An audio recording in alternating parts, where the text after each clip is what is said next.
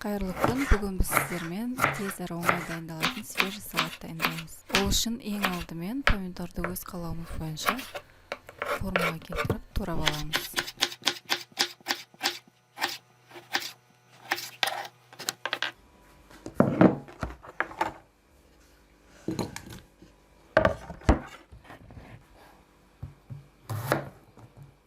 Огурцыды да дәл солаймен турап аламыз.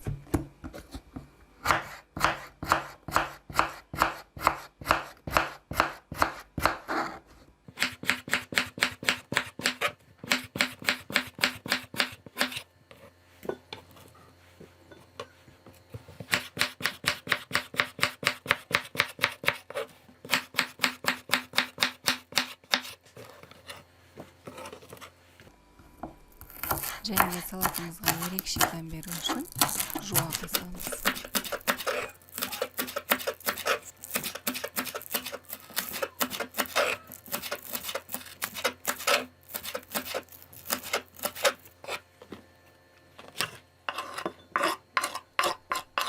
Татымына қарай тұз, бұрыш және сұйық май қосып жақсылап араластырамыз.